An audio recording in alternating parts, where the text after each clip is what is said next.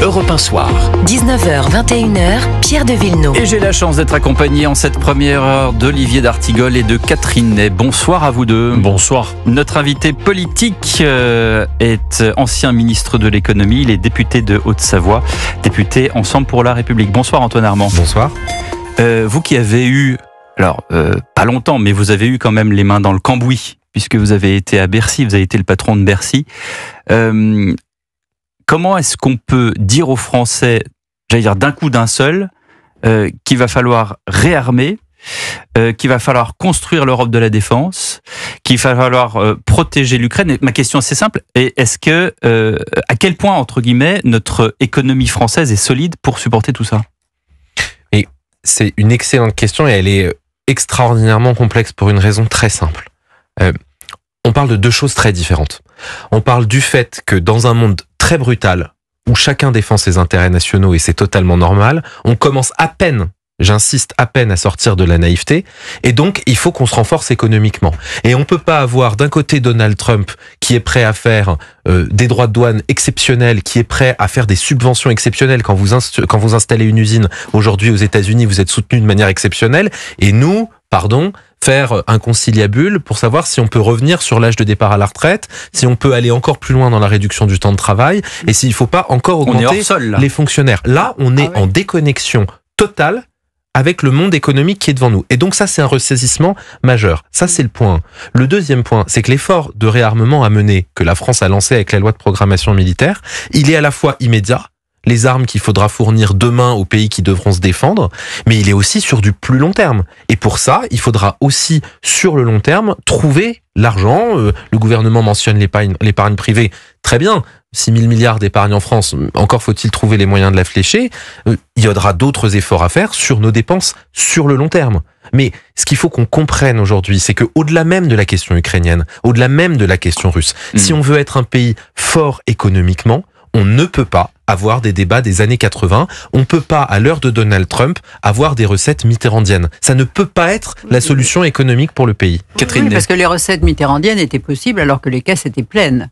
Tandis qu'aujourd'hui, avoir des recettes, avoir des recettes mitterrandiennes alors que, merci pour la retraite à 60 ans, alors que les caisses sont vides et qu'on est dans un surendettement abyssal, comment fait-on ? Et au fond, on l'a vu, les débats... Non, mais la question de Catherine Ney, c'est comment fait-on, Antoine Armand, vous qui avez eu les mains dans le cambouis, je le rappelle. Chapitre 1, on ne revient pas sur les réformes très difficiles, assez impopulaires, comme la réforme de retraite, et on se pose la question du temps de travail, on se pose la question de la réduction du déficit par la réduction de la dépense. D'abord, on avait lancé sous le gouvernement de Michel Barnier un certain nombre de chantiers. Je pense qu'il serait bon qu'ils soient repris. Et à nouveau, je l'isole de la question ukrainienne. Il n'y a pas besoin de parler de l'effort de réarmement ukrainien pour parler de la faiblesse de notre appareil administratif aujourd'hui face au déficit, face à la difficulté de financer notre propre sécurité sociale. Et quand on y ajoute le besoin de financer rapidement un effort de défense supplémentaire, eh bien, on voit qu'on est encore loin du compte, qu'il va falloir être innovant. On en a besoin, certes, pour l'épargne privée. Mais là, vous demandez, la question ne se résoudra pas comme ça. Qu'on change le logiciel de 90% de la classe politique. C'est-à-dire que... Il faut qu'on change le logiciel de la plupart de la classe politique et de plusieurs générations. 1974, c'est la dernière année où la France a eu un budget en équilibre. Alors, on peut dire que c'est utile de s'endetter, c'est vrai, mais c'est vrai pour des dépenses d'investissement. Aujourd'hui, la dette finance les dépenses d'hier et d'avant-hier que nous n'avons pas su financer. On va être à 80 milliards de remboursement d'intérêts de la dette en 2027. Ça va devenir en 2027 le premier poste de dépenses. On ne pourra plus faire de réformes structurelles. De dépenses de l'État. Donc, il y a, comme vous l'avez dit, un changement de logiciel à avoir. Un simple débat. Oui, mais pardonnez-moi, Antoine Armand, vous vous rendez compte que là, vous faites du yaka faucon, ce que vous combattez d'ailleurs, puisque vous faites partie de cette nouvelle génération de politiques qui disent les recettes d'hier, le yaka faucon, c'est pas possible. Et en même temps, vous arrivez dans ce studio et vous dites voilà ce qu'il faut faire, mais qui vous suit, comment, avec quels moyens, avec quel est-ce qu'il faut trouver une nouvelle et je regarde en même temps mes camarades Catherine et Olivier, est-ce qu'il faut une nouvelle donne politique, est-ce qu'il faut pardonnez-moi, mais qu'est-ce qu'on fait, où est ce nouveau souffle en fait? Alors premièrement, pardonnez-moi la faiblesse de rappeler que sous le court gouvernement de Michel Barnier, on avait instruit des réductions de dépenses à la fois sur le nombre de fonctionnaires dans certains ministères, sur le nombre d'opérateurs, sur le jour de carence dans la fonction publique, des chantiers qui méritent, je pense, d'être à nouveau mis sur la table, mais surtout... Mais qui ont été annulés par le gouvernement suivant. Parce que les concessions le nécessitaient pour passer le budget, et je reviens pas là-dessus, mais sur votre point essentiel sur comment on fait, soit on se recroqueville dans des postures politiques, et on dit d'un côté, il y a ceux qui défendent les fonctionnaires et ceux qui les attaquent, et là, on n'arrivera à rien. Soit on constate que nos soignants ne travaillent pas dans de bonnes conditions de travail et ne sont pas assez rémunérés et qu'on voudrait faire mieux. Idem pour nos professeurs. Mais ça veut dire que dans ce cas-là, dans l'administration administrante, dans les collectivités locales, à certains endroits, pas partout, il y a des efforts importants à faire et dans les dépenses de santé et dans les dépenses sociales. Olivier d'Artigol. J'ai donc compris de la journée qu'on allait solliciter l'épargne privée existante. J'ai compris qu'il fallait reconstruire et retrouver notre filière industrielle qui a été mise à mal au cours des dernières années. Mais est-il raisonnable de poser la question du financement sans qu'on ne sache réellement quelle est la menace, quel type de menace, et donc quelle défense nationale à l'échelle de notre pays, oui, et de l'Europe. C'est-à-dire, est-ce que notre pays n'a pas besoin d'un grand et beau débat sur cette dimension-là? Nous sommes confrontés à quoi et que faut-il il faut faire quoi pour poser après la question du financement? Sinon, j'ai l'impression qu'on est sur du sable. Alors, on a eu un beau et grand, en tout cas, je me permets de le qualifier comme ça, débat sur la loi de programmation militaire il y a quelques mois. Et à l'époque, les oppositions de la France insoumise au Rassemblement national interrogeaient la nécessité, l'ampleur d'une telle loi de programmation. C'est un débat parlementaire, hein. Le pays...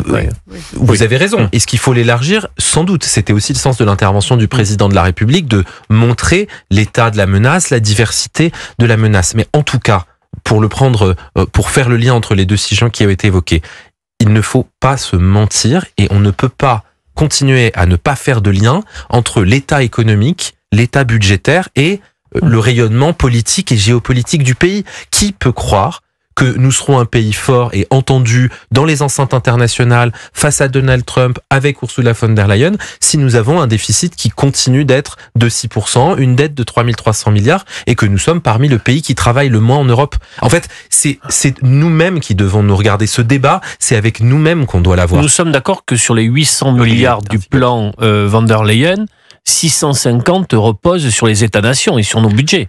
Vous avez totalement raison de souligner ça parce que pour être très franc, je n'aime pas trop ces très grands chiffres qu'on donne et qui donnent le sentiment aux gens que, au fond, si ça arrivait, évidemment, tous les problèmes seraient résolus. 800 milliards. En fait, ça veut simplement dire 800 milliards, l'argent qui serait sur la table si tous les États membres augmentaient leurs dépenses et que l'Union européenne prêtait 150 milliards.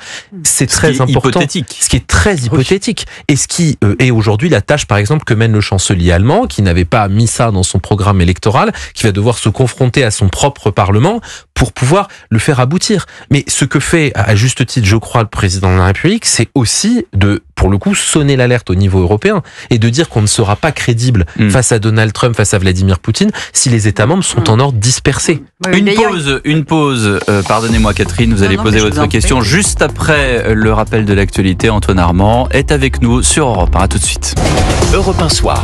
19h, 21h, Pierre de Villeneuve. Toujours avec Olivier d'Artigol. Je laisse la parole à Catherine dans un petit instant. Juste deux questions d'actualité très rapides. Et je rebondis sur le flash de Maël Hassani. Premièrement, cet espion à Bercy, ça vous étonne pas? Je ne commente pas parce que c'est une enquête particulièrement délicate des services. J'étais en plus en poste à l'époque. Quand elle a commencé cette enquête? 2024. Voilà. Donc vous étiez au courant.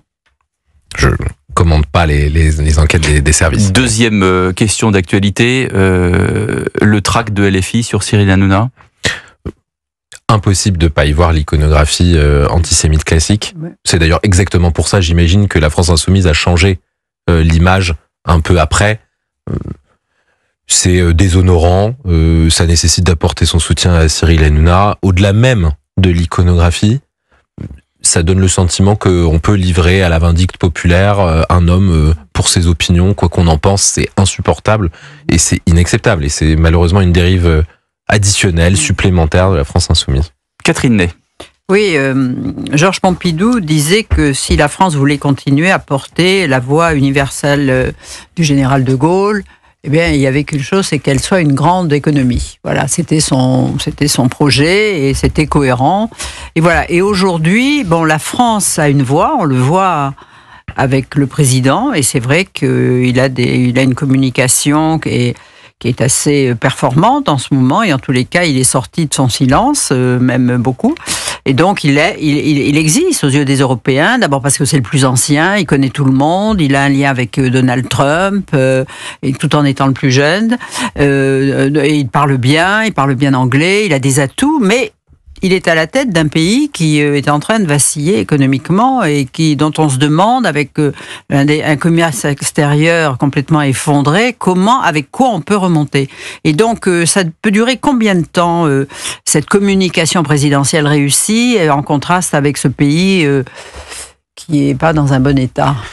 Et je suis quand même obligé de dire que si la communication est en effet bonne, ce n'est pas du tout que de la communication, c'est quand même ce qu'on appelle de la diplomatie. Et j'en veux pour preuve au moins 2 éléments majeurs. C'est que depuis le début, le président de la République, y compris quand il était seul, défendait 2 choses qui sont aujourd'hui sur la table.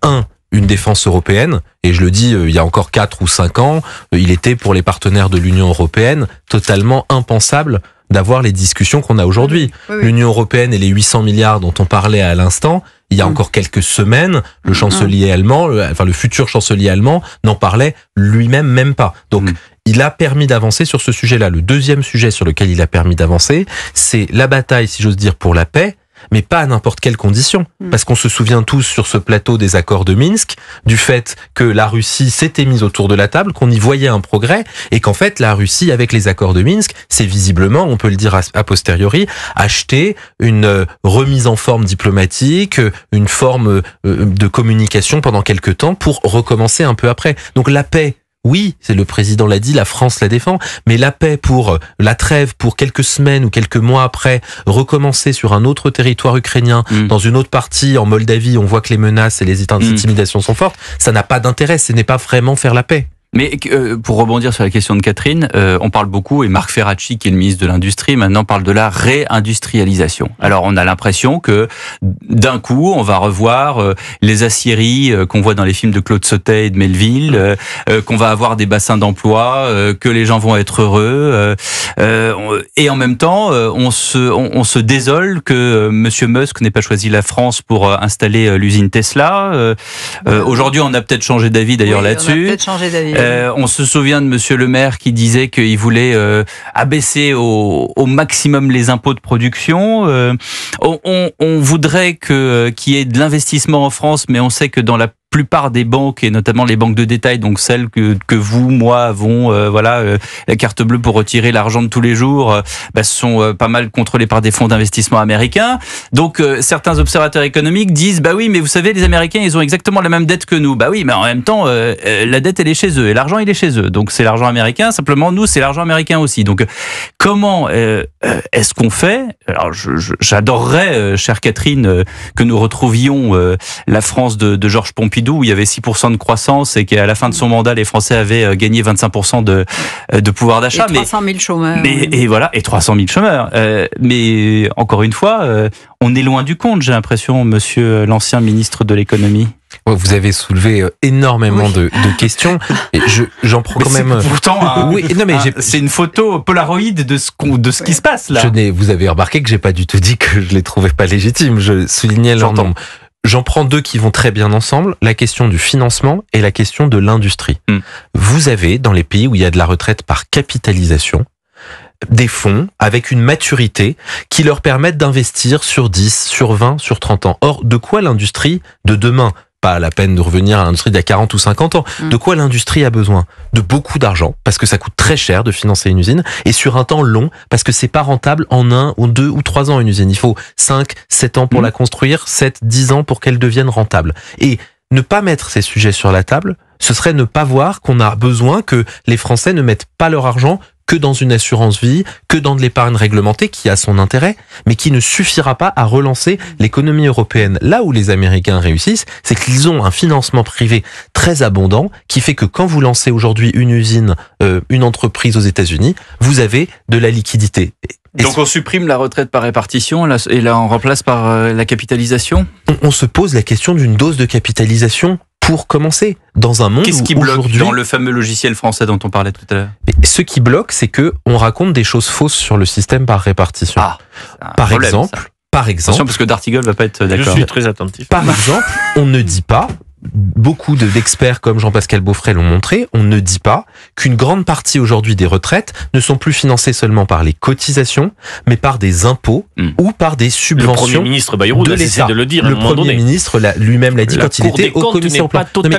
Qu'est-ce que ça veut dire? Ça veut dire que ce qu'on appelle système par répartition ne repose pas sur de la solidarité des actifs actuels vers les retraités actuels, mais sur des subventions de l'État, autrement dit, que le régime est en déficit d'une manière bien supérieure. Pour le public. Pour le public, mais dans l'ensemble aussi, et qu'avec une dose de capitalisation, beaucoup de Français, y compris des travailleurs modestes, pourraient gagner davantage à la retraite. C'est pour ça qu'il faut sortir de l'idée fausse. Capitalisation, privé, méchant, paupérisation versus répartition, solidarité. Il faut dire les choses pour qu'on puisse avoir ce débat. Mais quand on dit les choses comme ça, vous n'êtes pas entendu par les syndicats qui nient absolument votre analyse et qui disent que syndicats, partenaires sociaux qui n'ont qu'à regarder Préfonds, pour ne pas le citer, qui est un système par capitalisation qui fonctionne pour les fonctionnaires. Pour les fonctionnaires. Pardon, mais je suis sûr mais touche pas à mon fonctionnaire. Je suis sûr qu'il y a des choses qui sont possibles pour les fonctionnaires qui seraient possibles pour le secteur privé en France. C'est pas absolument impensable, surtout que c'est un régime à l'équilibre. Donc quand on a des régimes à l'équilibre qui ont du sens, qui permettent d'ouvrir le débat, c'est important. Et je faisais le lien pour ça avec l'industrie. Et c'est la même question sur la défense. Peut-être que demain, les Français seront prêts à un emprunt national, à un livret défense, parce qu'il faut qu'aujourd'hui, l'impôt qu'on paye, la cotisation qu'on paye, les Français ont besoin de savoir où ça va, si c'est bien efficace et si ça a du sens. C'est assez opaque, contrairement à d'autres pays où on sait, on vous donne une lettre tous les débuts d'année en disant voilà, l'impôt est allé vers ça. Olivier D'Artigol. Sur votre période à Bercy, sur votre responsabilité, est-ce que vous avez un élément de fierté et un élément de regret? C'est une question difficile. Je vais vous donner un élément de fierté parce qu'on n'en parle pas assez. L'État a fait l'acquisition sous ma responsabilité de ASN, une entreprise française qui fabrique et qui fournit des câbles sous-marins qui sont une infrastructure critique. Il n'y a que 3 pays qui sont capables de le faire aujourd'hui quand on parle de communication, de télécommunication, d'intelligence artificielle, de données, c'est essentiel. Le regret, c'est, vous vous en doutez, évidemment, de ne pas réussir à avoir fait comprendre que l'effort budgétaire 5% de déficit en 2025, c'était pas une lubie de ministre des Finances, c'était pas un caprice de Michel Barnier, c'est absolument indispensable de réduire ce déficit. Et je vais vous donner une anecdote. Quand je suis arrivé avec mes confrères européens, que j'ai échangé avec le commissaire européen en charge de ces sujets, il était de Lettonie.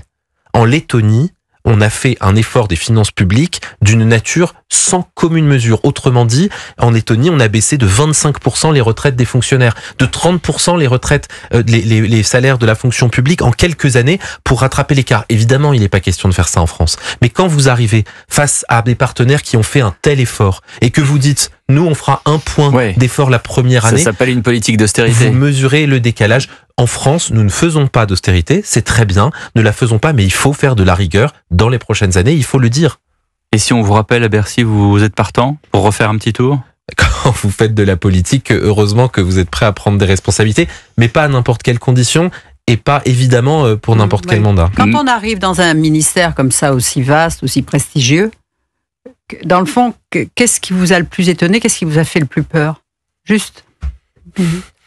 Ce qui est le plus étonnant sans doute, c'est que on a en France un potentiel économique extraordinaire. Je parle pas seulement de l'industrie, on en a parlé un petit peu, des startups, de la tech, mais tout simplement des chefs d'entreprise, des artisans, des commerçants qui ne demandent en général, en tout cas au ministre de l'économie que j'ai été, qu'une chose, c'est libérer leur énergie, réduire les contraintes administratives du quotidien et faire confiance. On ne parle pas assez de l'importance de la confiance dans l'économie, dans les chefs d'entreprise pour réussir, et la France a tout pour réussir. Merci beaucoup Antoine Armand d'avoir été l'invité d'Europe 1 Soir.